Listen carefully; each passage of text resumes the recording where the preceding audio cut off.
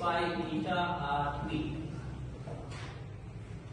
Terminal velocity की तरफ जब हम आते हैं, हमने स्टोक्स लॉ से स्टार्ट करना है, that is F is equal to 6 pi eta r v, and over here v called v terminal। हम इसको क्या कहना है? v terminal। तो मेरे पास हमने क्या करना है, हमने अभी इसकी वैल्यूज पुट कर देनी है। किसकी वैल्यू? F की वैल्यू। F की वैल्यू हमने क्या करना है, इट इज द वेट। ये जो वेट का फोर्स का वेट जो है, ये नीचे डाउनवर्ड एक्ट कर रहा है ना, तो F is equal to mg। F is equal to mg। आप mg की वैल्यू इस इक्वेशन में पुट करेंगे, मगर इसमें जाने से पहले मैं क्या करूंगा, मुझे मास का नहीं पता, मुझे मास ऑफ द ऑब्जेक्ट का नहीं पता कि मास ऑफ द ऑब्जेक्ट क्या है। तो मैं क्या करूंगा, मास ऑफ द ऑब्जेक्ट की जगह पे मैं इसकी डेंसिटी वाले फार्मूले से, what is density? Density is equal to mass per unit volume। It is mass per unit volume। Over here what we are saying that it is a sphere, it is a sphere। तो volume of the sphere is volume of sphere। volume of sphere की value क्या है? It is 4/3 pi r cube। Volume की value हमें पता है, ठीक है। डेंसिटी की जगह पे मेरे पास क्या बन जाएगा? डेंसिटी की जगह पे मेरे पास रो आ जाएगा, और मास की जगह पे वॉल्यूम की वैल्यू को मैं इस तरफ लेके आ जाऊं तो मैं मास की वैल्यू निकालूंगा। ये मास की वैल्यू मैंने निकालनी है, ठीक है। इस मास की वैल्यू मैंने निकालनी है कि इसका मास किस चीज के बराबर आ जाए। तो वॉल्यूम की ये वाली जो वैल्यू है, इसको मैं इस तरफ लाके मल्टीप्लाई करूंगा। वॉल्यूम जब इस तरफ आके मल्टीप्लाई हो जाएगा तो ये क्या बनेगा? 4/3 pi are cube is equal to m। m की जो वैल्यू है वो इस चीज के बराबर है। यहां तक ले रहे, हमने इन टर्म्स ऑफ वॉल्यूम और डेंसिटी का निकाला। क्यों? क्योंकि हमें इस मटेरियल के डेंसिटी का पता है, सही है। हमें इस ऑब्जेक्ट की या इसके डेंसिटी, इसके अंदर की वॉल्यूम जो है वो हमें पता होगा। वॉल्यूम का जब पता है, डेंसिटी का पता है, मास पता हो या ना हो, उससे कोई फर्क नहीं पड़ता है। तो हम मास की ये वाली वैल्यू जो है, ये वाली वैल्यू जो मास की निकली है, इसको इस इक्वेशन में और इसको यहां पर पुट करेंगे। तो मेरे पास इक्वेशन क्या बन जाएगा? F की जगह पे mg is equal to 6 pi eta r we.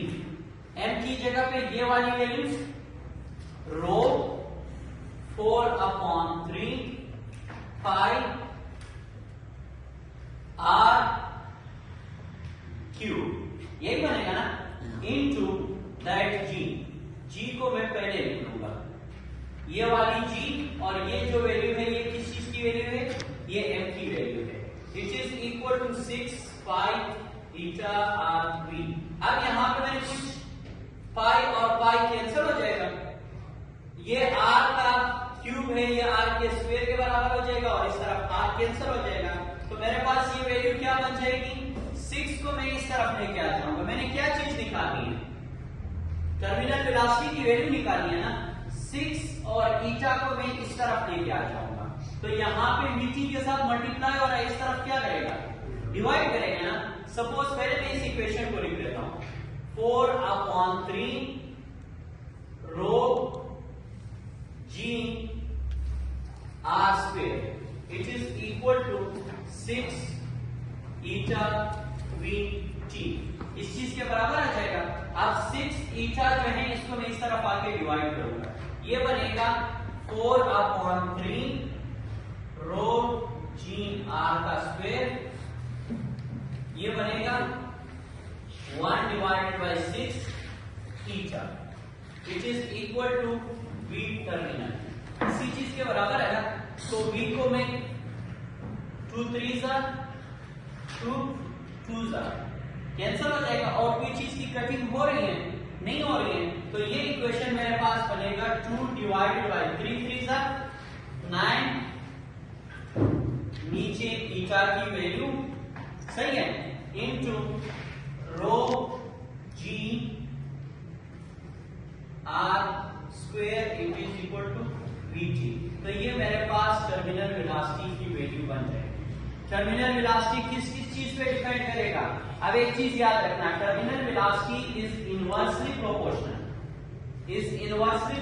To viscosity.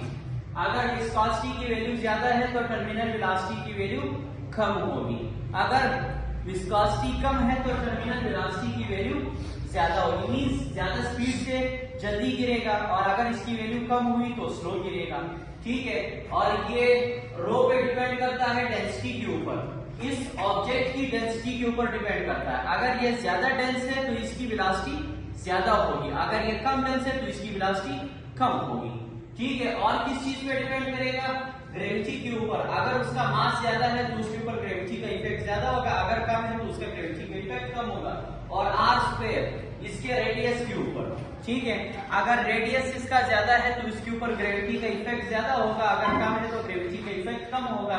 इसी वजह से टर्मिनल वेलोसिटी की वैल्यू जो है हमारे पास ये बन रही है, और ये वो वेलोसिटी है कि उस वेलोसिटी से, जिस वेलोसिटी से इसने इस फ्लूइड के अंदर डिप करके नीचे गिरना है।